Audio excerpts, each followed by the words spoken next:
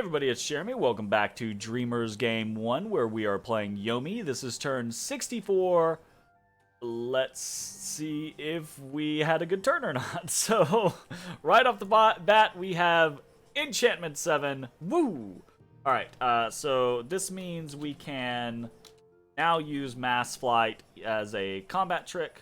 So, might not help us this turn, but it'll surely help us in the future, right? Jin, the wannabe scout, Ubar and Scout, has claimed the throne of bureaucracy for Ubar. So we got that. Good to know. We have done a little bit of site searching. But before that, we have a dire portent. Which is unfortunate because we can see our Well of Misery comes afterwards. So we will be competing because someone lucked out, or I say lucked out. They randomed the roll to get the global before us. So let's see what global it is. Unnatural vigor has come upon the people of the world. Their woes, their pains, their very mortality is being sucked away from them. The Black Lamb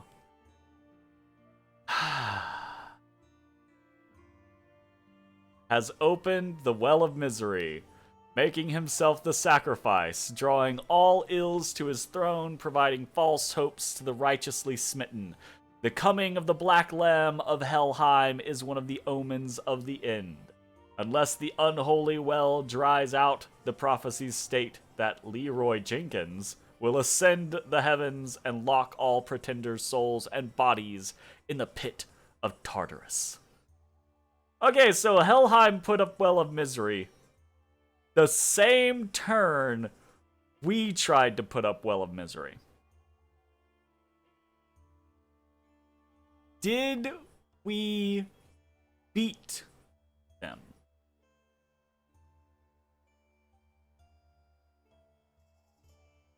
The answer is no. God damn it! Fuck! Oh, that hurts. Oh, it hurts us so much. It hurts us precious. Oh my god. That was 116 death gems just down the drain in an instant. Oh, that hurt. Ow. Fucking ow. Oh, I'm having horrible flashes. Oh, I should have just done it like 5 turns ago. The first turn I had the opportunity to do it, I should have just done it. Oh. Oy. Oy vey.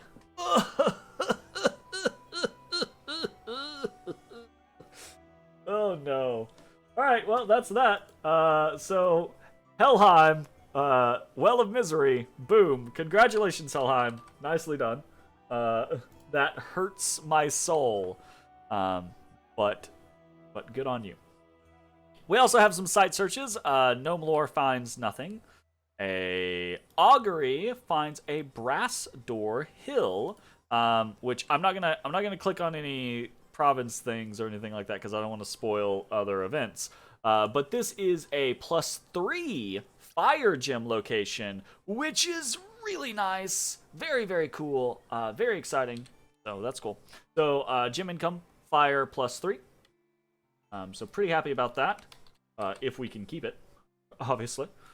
That's like an extra quarter of fire income that we were gaining off of that. So very nice. And then we've got a couple of battles to watch. We were attacked at our fortress in Mareni, so we'll see how that goes. We have a battle to watch between Relay and Ermor in the Bright Woods. So Relay's got a little squad of Slave Guardians and Hydromancers and some Slave Mages and a Aboleth. Right? So the Aboleth's pretty fucking dope. The Hydromancers kind of whatever. I mean, I say kind of whatever. They're H3s. They are water 3s. Which is quite good. Summon water elementals is very nice. Bunch of body ethereal. Bunch of water elementals come out. And water elementals are just gonna annihilate this PD. But, I mean, that's a lot of gems to use on some province defense, right? You know, like, that was 6 water gems. So if you have things that are generating free water gems for you, great. So those are very expensive, right? I say very expensive. Actually, water lenses, right? Don't water lenses give you a free water gem? Didn't we see some water lenses? Yeah, temporary water gems. I say very expensive. They're not very expensive at all. So let's see. Is Relay kitting these out? Yeah, every single one of these has a water lens. That's pretty nice. The slave mages do not, obviously, right? Well, this one does. These two do not. Okay. And this one has a clam of pearls, so astral pearls. Let's see what else. So power of the spheres. Wow! Holy shit. Okay, so he does power of the spheres every battle. He just power the spheres and...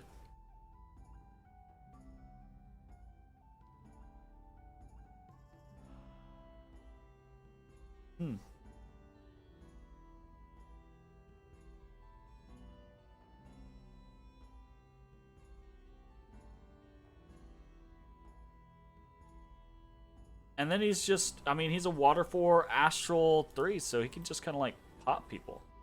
That is actually, okay, never mind. That's a very scary little like situation to deal with. And these slave guardians are actually kind of, I guess maybe they're not the tankiest. It's Meteorite Guard that's like super tanky, super strong. There we go, right?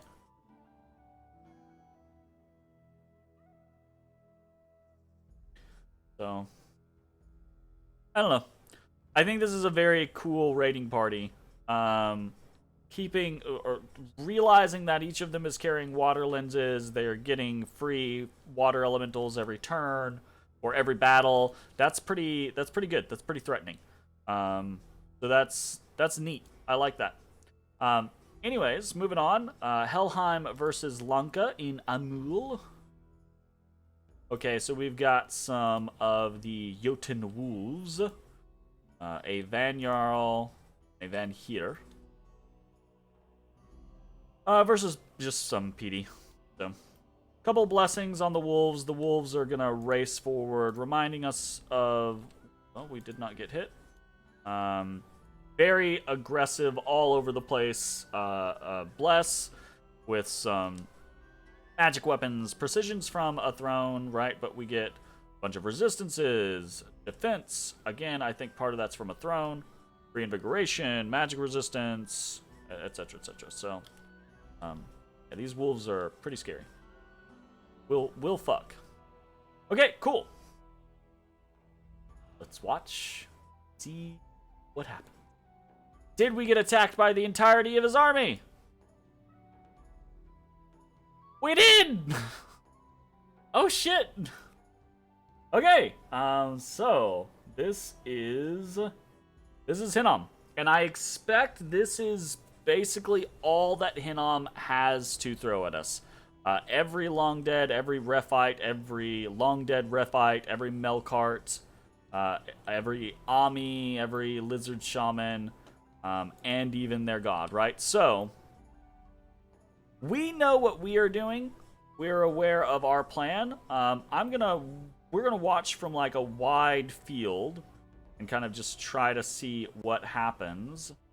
We've got a lot of Phoenix powers on their side, right? Their fire armies are gonna boost up. There's gonna be a lot of fire elementals coming out. I'm expecting big clusters of fire elementals, a couple of air elementals, and a couple of big clusters of earth elementals.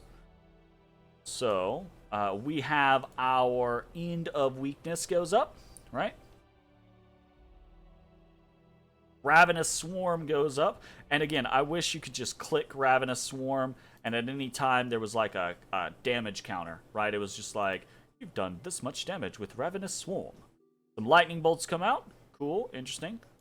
We've got a whole bunch of earth elementals and fire elementals. Yeesh. Ay, ay, ay, ay, ay. Okay. We've got Howl comes out. We can immediately see some wolves begin to mess around. Our gargoyles go into the back line of shamans. Very cool.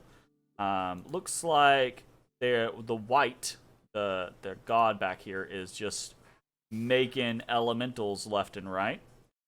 We have a growing fury that is hitting the battlefield. We also have some corpse candles coming out. You can see their little green tinge is kind of cool. And, of course, the choke point happens, right? Like, we have this massive amount of demons, and there's a whole lot of undead here. And now we can see most of the gargoyles have been dealt with, but now we get some Dionis that begin to jump into the mix. And a fair number of wolves that are causing issues, which I think is important. It does seem that we are kind of pushing outward against Hinnom, rather than them pushing inward. But I don't know how long that's going to last. We only have one Dione in the back here. We've got another Dione. Lands in the back now. More wolves coming in. More corpse candles coming in to the sides. That's good. And it looks like our little thrust out of the fortification has been stymied, right? So now we've got tramplers coming in, and they are fucking our co-Oni up, which is really unfortunate. We've got another Dione in the backfield now, though. Though our Diones are kind of getting bullied by some elementals.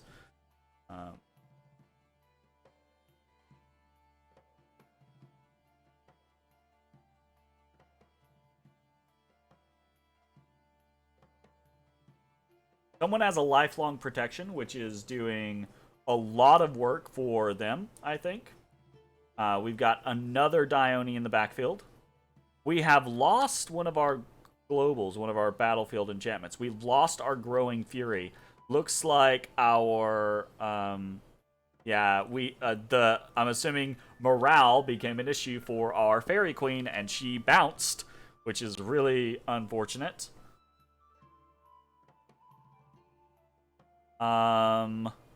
We are starting to kind of like lose the numbers mass over here against Hinnom.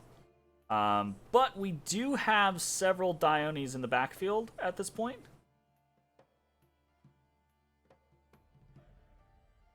So maybe that will make the difference. Maybe we will...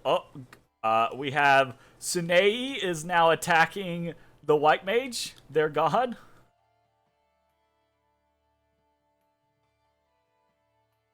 Let's get on down here a little bit. Go pop, pop, pop, pop. Oh, okay, their god falls. That's some good stuff.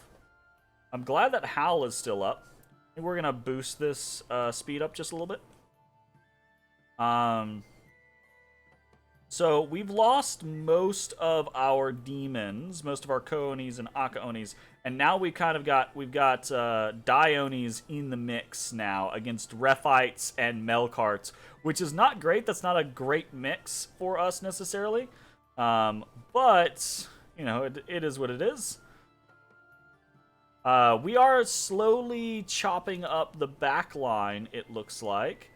But I don't know that it's going to be enough to win the battle for us. Fucking... These like, handful of, Dione back here are fucking fighting, though. Aterui over here. Benjiro is trying his best. Ainu, fucking Akasada. They're all fucking fighting real hard. We have lost our Ravenous Swarm. I would love to see how much damage that Ravenous Swarm did. And it looks like we've broken them. Their Rephites are running. Oh, look at how fast Aterui attacks. He goes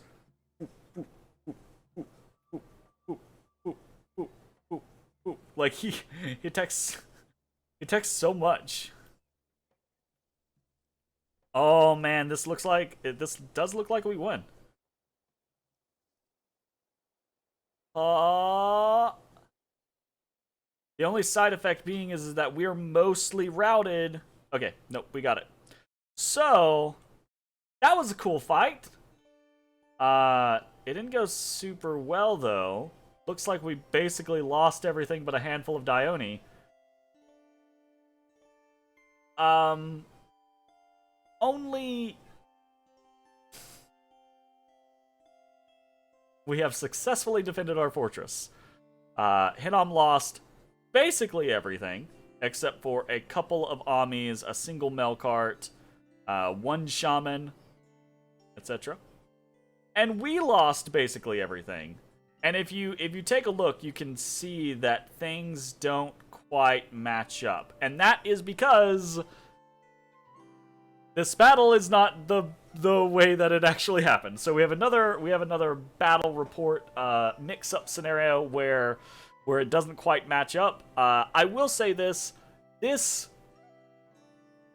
battle does match up pretty close to what happened in the actual original battle. It basically turned into almost exactly what you saw there, with a handful of Diones that survived to the end as Hinnom broke. So we win, but we win with very Pyrrhic numbers, basically. We win with 5 Dione left. One of which, by the way, is not a Terui, which is really unfortunate because in that battle he was doing really good. In the actual battle, though, he got murked by a Melkart with a fucking a flambeau. So, that is unfortunate, but that is what actually happened. So you can see our Diones did do work. They killed a shit ton. The Akaonis and the Ko-Onis did not really acquit themselves very well. I think it was just kind of a really bad scenario for them. Their Melkarts did very good. Their Amis did amazing. Honestly, I think a lot of this was just Ami firepower. And that's what we expected, right? Like 27 Amis, 14 Shamans versus less than way less than that. They had nearly triple our mages, basically. So wow. That's a win, but it's a very rough win. So battles for the turn, 1 win versus Hinnom. We have a couple of events. We got 100 gold in Belfields. We had some Dominion loss in Flimistan. And then we lost some tax and province income in Parched Expanse. So, for this turn, events, 100 gold.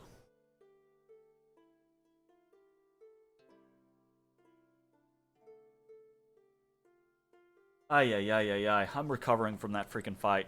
My goodness. Okay, let's take a look at who we actually have left. Ainu, Akasada, Tokomochi. Yay, Tokomochi lived. Whee! Tokomochi, Junichi, and Benjiro all survived. Mixed bag here, right? We lost a lot in that battle, right? We lost a 40 gold, 40 gem summon, the Fairy Queen, right? Which we can't immediately replace. Unfucking fortunate. We lost quite a few boosters across the board there. We lost quite a bit of equipment across the board. We lost a couple of Chunaris, which were not cheap, both in the upkeep that we've spent for them over the ages and, just the actual gems to get them themselves. And we lost a pretty massive horde of demons, right? We lost a lot of Ko-Oni, we lost a lot of Aka-Oni, we lost a lot of gems that we dumped into this via Shikome, which could have been, right? Like, we used a lot of gems on Shikome over the last couple turns. Maybe those gems could have been the difference in a success on our Well of Misery cast. Who the fuck knows, right? Like, that hurts real bad, only to have lost all of them. We put in a lot of earth gems for gargoyles and living statues and have lost all of them. That is unfortunate. It hurts really bad. On the flip side of that, though, basically everything that Hinnom has is dead. And we do have reinforcements in the immediate vicinity. We have a Keno here with 120 Ko-Oni, and we have some Dioni left alive. So, we are immediately just gonna fucking park ourselves on... because there's nothing sieging Mareni anymore. Everything was sent in, which I'm starting to feel like that is... I've done that so many times over the course of me playing Dominions, over and over and over and over again. I'm starting to feel like it's a scenario of like, look, whether you think you win, whether you think you lose, always leave something sieging. Always leave something sieging. I honestly, I'm starting to feel like, legitimately feel like that is the thing.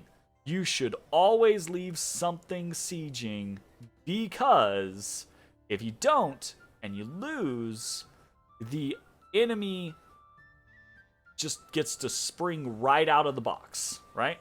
But if you leave something sieging, they have to take a turn to go through that process. And that turn can really fucking matter. Like in this case, I think it can really matter. So we are throwing a Keno onto Hinnom. We are throwing several of our Dioni onto Hinnom. And then we're also throwing Junichi over here onto Cormark, right? We want to stop Hinnom's ability to recruit anything in either of these locations. I am expecting Hinnom to probably patrol with what he has and flood his capital with everything that he has. All the money that he gets this turn, I'm expecting him to throw it into PD and for him to patrol with everything, and every single gem that he has be on those people in an effort to prevent me from being able to do what it is I'm trying to do here. And if he succeeds, okay, that will matter. But if he succeeds, he's not going to have enough to siege something like Mareni down. And we have more reinforcements coming, right? We have all these Aka-Oni. So I do think that this is likely the death knell for Hinnom. It was a very high cost. It was a very Pyrrhic victory. But I do believe that it is going to be... so maybe I take that back, right? Like, I think it might be worth the cost, right? Like I said last turn, we have plenty of other reinforcements in our heartland. We can finish this damn war with Hinnom, control Hinnom's lands. We can start to figure out what it is we're doing for the rest of this godforsaken game, right? And actually, like, try to become something. As it is, we've just kind of been futzing around for the last 30, 40 turns. So, all in against Hinnom and Cormark. We will not crack the fort, obviously, right? We only have 200. I'm expecting a battle. I'm expecting Hinnom with everything that he has. Alternatively, he might not try to do that, and he might just try to summon a bunch of Stangs and hole up for a last defense in his fort. But if he does that, I'm just going to walk everything that we have on Taro in another 1, 2, 3 turns, because it's going to take that long to crack Hinnom anyways, right? So if he does that, I'm just going to bring in my own reinforcements, and that'll be that. So we'll see how it goes. aside from that, we really don't have a lot of interesting movements. Mostly just moving things around for the sake of Oni, moval. We have moval, the Oni movement, basically. We have two things. We do have Pus Wound the Mound King that we are sending in with some Long Dead into Tapanete. And this could be to reinforce, right? To try to help in the Hinnom territory, or we could just patrol things down in Tapanete, right? As we are doing in Llama with the other group that we have. And then we also have this guy, right? So we've been recruiting a wizard, a water wizard here for a while, and we were really hoping to get, potentially like a higher water option, or maybe some interesting cross paths like a water death cross path or something like that. We didn't. We did and we didn't. We only got a water 2, so it's not the water 3 that we would have wanted. We already have a water 2 over here, right? And it's also not water death, it's water astral, so not really what we were looking for. So is what it is. We're just going to send him to the capital and start doing stuff. So no big deal, right? Bless you. Okay. What are we doing this turn? Recruitment. We are recruiting 1 Dione, 1 Onishugo, and 1 Lizard Shaman.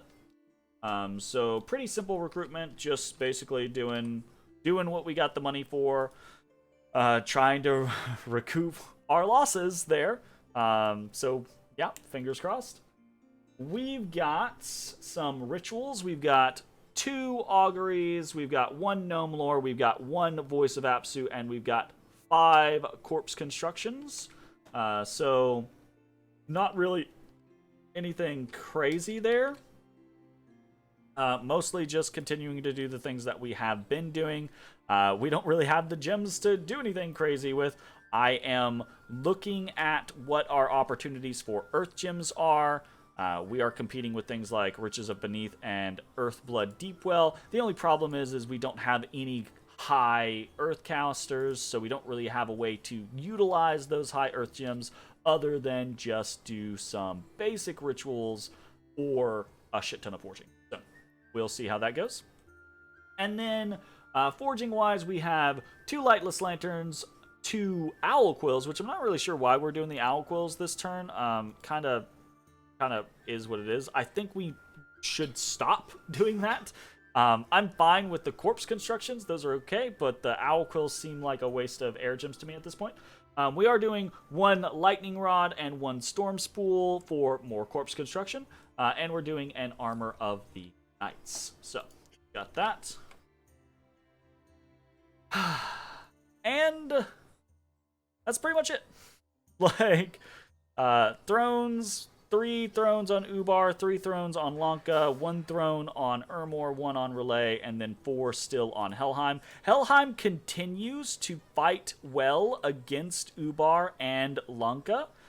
In fact, he has gone on a fierce counterattack against Lanka, and Lanka's kind of been defeated in the field, but has retreated into his own fortifications.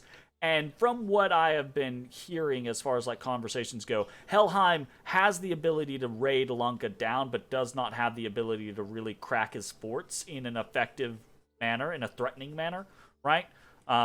So not sure what's going to come of that. I think, honestly, Helheim is trying to just get into a point to where he can sue for peace against one or both and then kind of like restabilize. The problem is I don't think that, I don't know, 4 thrones is a few too many thrones, I think, for most of the world to be comfortable with that. But I don't know, we'll see. Ubar and Lanka both do seem like they are, I mean, they are slowly pushing, I think, on Helheim, but I do not think it is an easy or simple process. So, yeah, I don't know. Fingers crossed that we can finish this shit against Hinnom. That was a rough loss, rough win. Sorry, not a loss. I keep thinking of it as a loss, but it was a rough win, but probably worth it in the long run. We need to recuperate. We need more nature gems to be able to potentially get another fairy in here. We need more death gems to do anything, I guess. Thanks for the loss of Well of Misery. We gotta figure out something to do with water, earth, and astral, and we've got the eternal starvation of fire and air, though we have seen an uptick in both fire and air here recently, so maybe we have something going for us there. Research-wise, we don't have Well of Misery, but I do think we are still going to go for Enchantment 8. We may not have Well of Misery, but we do still have a very high death pool anyways as a base. 18 is very good as a base, right? So that's a Lich every other turn rather than a Lich every turn. So it is still a valuable concept, and I do still think raiding Liches are probably one of the best options that we have for future wars against individuals. Raiding Liches and more flexible usage of Diones and bigger, more buffed stacks of demons. Right? So, we'll see how it goes, but that, I think, is going to be it for this video. Thanks for watching. We'll see you next time. Bye-bye, everybody. Hey, everybody. Thanks for watching.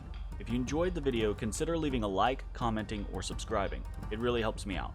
If you'd like to see me live, head over to my Twitch at twitch.tv/thedistanthorizon.